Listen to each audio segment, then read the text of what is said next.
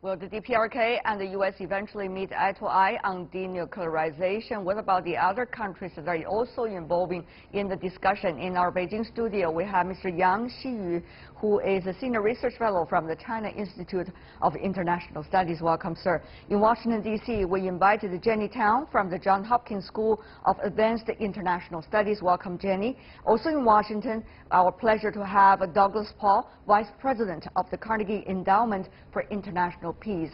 Welcome to the three of you. A very strong panel. I want to go directly to Mr. Paul first. What do you make of the recent quite active, shall I say, diplomatic efforts by the DPRK of talking to different players on the issue of denuclearization, and in an effort to be not let alone on the international stage? Mr. Paul. Well, I think what you're seeing is a continuation of the reactivation of North Korean diplomacy since the beginning of the year, and they've done a terrific job of breaking out of their isolation over the previous 2 years of nuclear and missile tests. And today, you find people are competing to be in touch with the North Korean leader. This is a very strong move on their part to try to break down the sanctions regime and to move to their definition of denuclearization with a different agenda from what the United States has been seeking. Ms. Tang, you have been doing a lot of research on 30 and North about the DPRK over the years. So what do you make of their efforts, as Mr. Paul put it, since the beginning of this year? Is that approach working among some of the key players on the issue of denuclearization? Well, absolutely. I think it's working extremely well, especially in winning back old friends. So at the end of last year, when the maximum pressure policy was at its height, a lot of countries that had traditionally friendly relations with North Korea had stepped away and said that they were going to stop relations with North Korea until further progress was made. And I think North Korea has really made a lot of inroads into winning back those friends and winning back those connections to the outside world, and using the U.S. DPRK process as part of the justification for that. They're on the path towards denuclearization. They're doing unilateral moves. The question is, what is the U.S. doing in that process, and are they living up to their end of the commitment as we move down that negotiation road? Well, according to the U.S. side, of course, the U.S. is far from satisfied with the denuclearization efforts of the DPRK. That rhetoric has been repeating for quite some time. U.S. Secretary of State Mike Pompeo called for continuous pressure on Pyongyang at the ASEAN Foreign Ministers meeting also recently. Take a look. He said, "I've also emphasized the importance of maintaining diplomatic and economic pressure in North Korea to achieve the final, fully verified denuclearization of the DPRK as agreed to by Chairman Kim." He also called on ASEAN countries to strictly enforce all sanctions, including the complete shutdown of illegal ship-to-ship transfers of petroleum destined for North Korea. That did not sit well with DPRK Foreign Minister Ri Yong-ho, who said despite goodwill measures taken by the DPRK, Washington was raising its voice louder for maintaining sanctions against the DPRK. So on the one hand, you see there has been a lot of exchanges at different levels between DPRK and the United States since the Singapore summit. However, on the other hand, Mr. Yang, I have to mention that to you, you see that both sides are having very different descriptions of exactly what happened, or what they have agreed upon, and what should be the plan. Well, the two sides actually act towards the same direction, say, improve relation between the two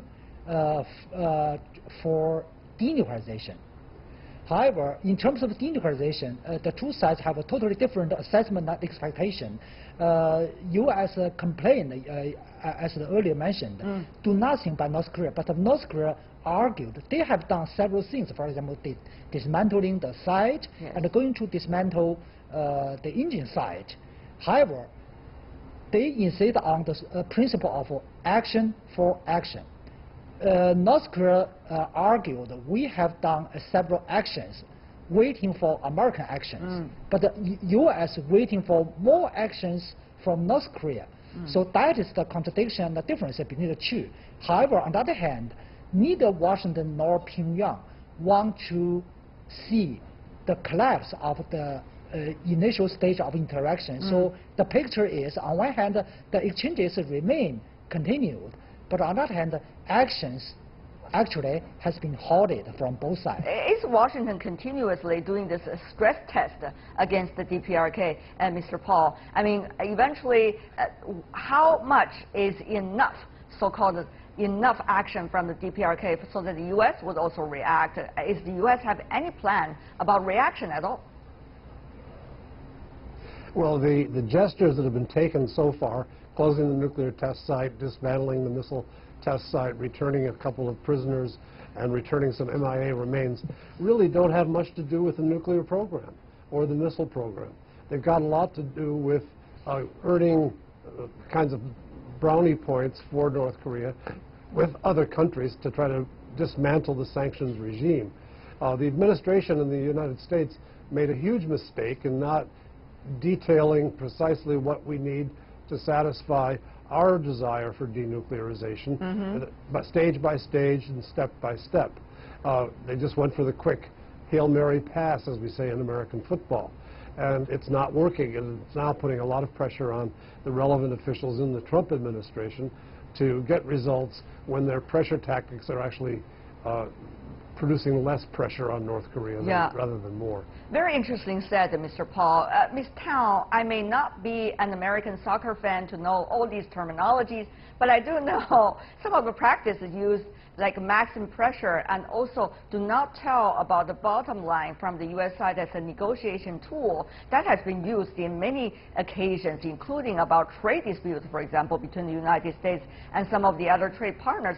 So, Ms. Tao, here is the thing, once again, does the U.S. know at what point will the U.S. begin to act? Because it's better know about that, otherwise the U.S. can be left alone in this process while the other partners in the region and on the issue could work with the DPRK, questioning, does the U.S. really sincere in putting their words into action, Ms. Tao?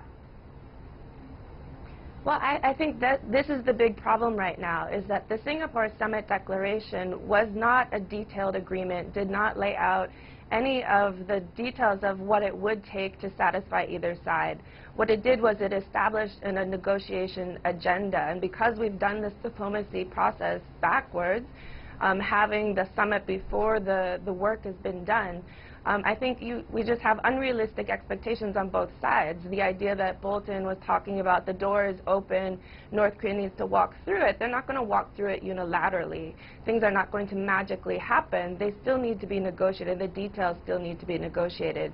The moves that have been made so far have been more in the line of confidence-building measures, because there is not a technical agreement in place yet. And so until you have that agreement, certainly the actions that North Korea has taken do not impact the core capabilities of their nuclear or missile programs, but are meant to show that they're serious, that they said they were going to do something, they've fulfilled that commitment. We don't know what the U.S. said that they would commit to in that process, other than halting the military exercises. And so the question is now is, what has happened behind closed doors? What were these confidence-building measures? Are both sides moving forward with them? And when are we going to get serious about the negotiations and have a mechanism set up for constant negotiation? Because we're not going to get a technical agreement with, Secretary Pompeo running to Pyongyang once every couple of months.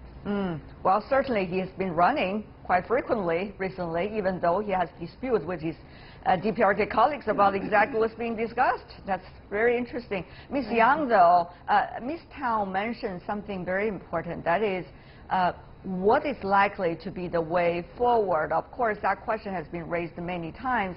Earlier, Mr. Yang, for example, there were the mechanism of six-party talks. There were the players, like other countries, could also join in to smooth the process once there is a stumbling block. Of course, that's not necessarily going to be the obvious mechanism anymore. So, Mr. Yang, despite the fact that DPRK leader visited China quite recently, over the past few months, several times, in fact, can China and other players really play some instrumental role in making the two sides sit down and really work on the details? Yes, absolutely yes, because simply by U.S. and the DPRK cannot solve the complex nuclear issue because there's no mutual trust between the two. So any fundamental substantive deals cannot be made only by the two parties. So basically, I argued the whole course of the denuclearization has gone through the three phases. The first phase is a bilateral engagement between 1993 to 2002, and the second phase failed. And the second phase is a multilateral mode, six-party talks, and failed again. Now, it seems to me that on the surface, enter the bilateral mode again by DPRK and the USA. But I would say this phase would be bilateral plus the related parties to play the different roles to facilitate, support, and mediate the bilateral deals. So that is the basic situation now. 2.5, I guess, just say. Mr. Paul, do you agree with that, though? It seems that the Trump administration put a huge weight on this approach they've been using, which is so-called maximum pressure. They try to also praise themselves, suggesting this is the success, and they would like to spread around with this model to the other issues that the U.S. is struggling with internationally, for example, with Iran as well. So, Mr. Paul, this is crucial, but it seems that the U.S. side has not necessarily have any specifics. Mr. Paul. Well, among the problems is that the reality of the situation and the policy of the Trump administration are growing apart from each other. The administration seems to be quite prepared to stick to the 2017 kind of strong maximum pressure approach. And they say this with a straight face in private meetings in public, but you can plainly see that it's not gaining that kind of traction. We now have the internal report of the UN Supervision Commission, which says that there have been lax enforcement of the sanctions so far, and therefore how we get to a better approach is going to require some new thinking and some new approaches. I think Professor Yang's remarks about 2+ make some sense. Getting additional parties in to do different roles to make up for the fact that the American government failed to get the proper attention paid to the detailed preparations before the Singapore summit. You know, it doesn't have to be the end of the world, but it's going to require a lot of diplomatic activity, and it cannot be done by the President and the Secretary of State all the time. They need subordinate officials empowered to follow through on the negotiations. Ms. Tang, though, I totally understand what Mr. Paul has been saying, but the question is, do others really have confidence in the current administration you have in Washington and trust the process that the party in the White House is likely to follow, because there are many occasions, I wouldn't mention them one by one, that the other parties feel they are being let down. So, Ms. Tang, on the DPRK issue particularly, what are the players that they can do, at least from their perspective, could quicken up the process of denuclearization? Well, certainly this is the test of the administration now to see if they can make good on this, what is an interesting opportunity.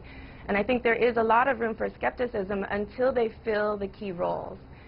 For instance, Ambassador Yoon's role, the North Korea policy advisor, has not been filled yet.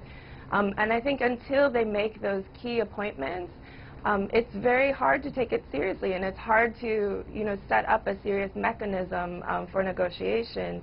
Again, as Douglas Paul said, it's not going to be a process with just the President and the Secretary of State trying to negotiate a technical deal. That's not how it's done. And at some point, Pompeo's going to get busy. He is Secretary of State.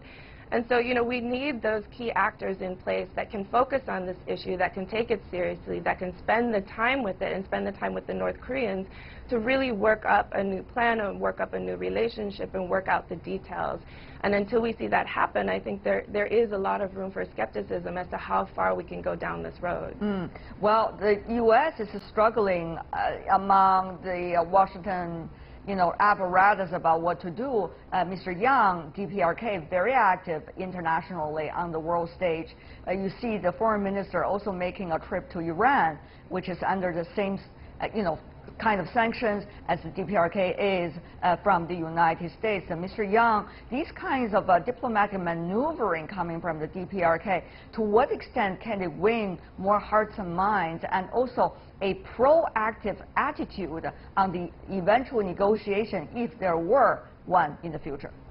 Well, I think North Korea diplomacy now is conducting a new tactics. On one hand, they are trying to slow down the substantive bilateral negotiations with U.S.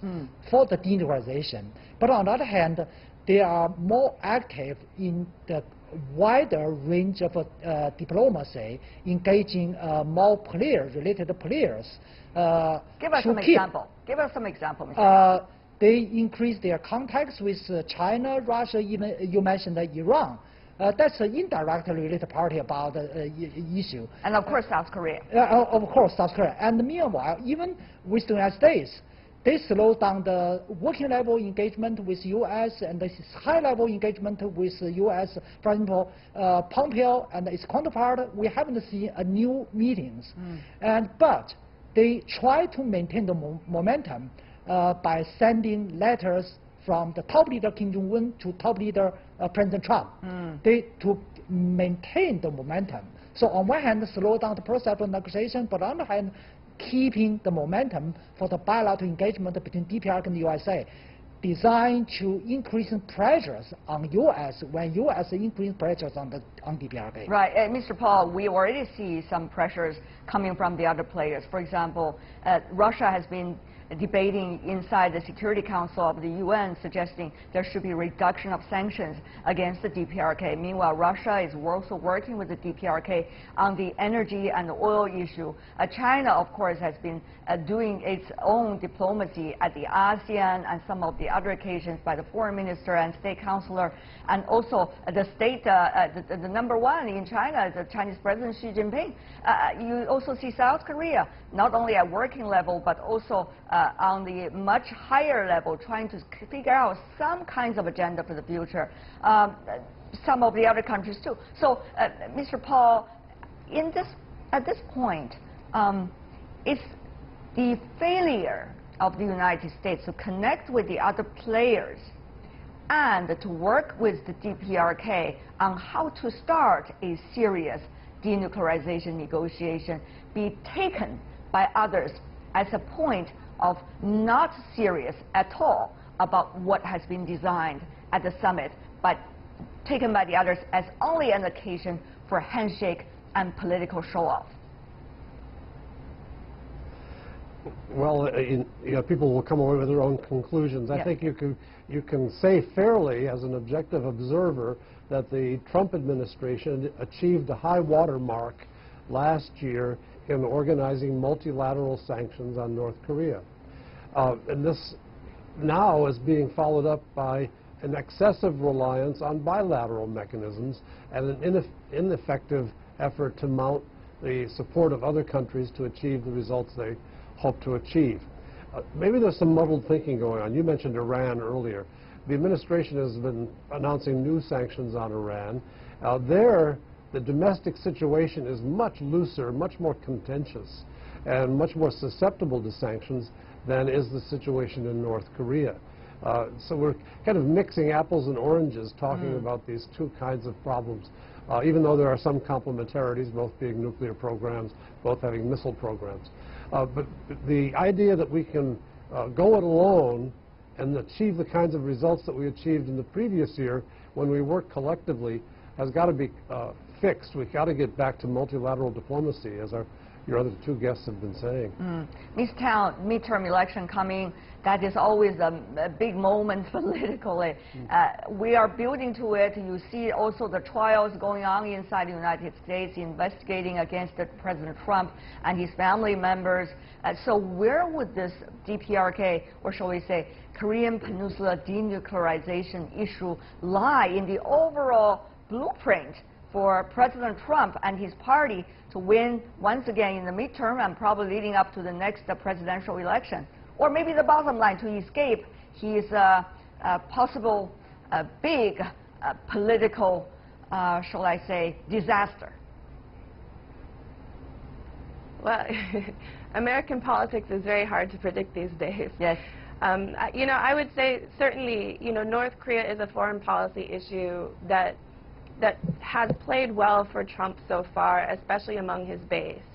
And if there's gains made in the nuclear process, in the negotiation process with North Korea at key moments, you know, in the election cycle, it could work to help Trump in the election itself.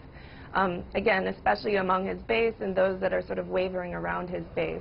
But certainly it's hard to say because there is a lot going on in domestic politics that is working against him. And if you look at sort of the special elections that have happened so far, they've been working against him as well. But so North Korea does become a very key issue in this election, or could be a very key issue in this election. And I think it's certainly something that we're watching for in that process. Jenny Tao, Douglas Paul, last but not least, Yang Xiyu. Thank you so much, ladies and gentlemen, for being with us. Really appreciate it. Thank you.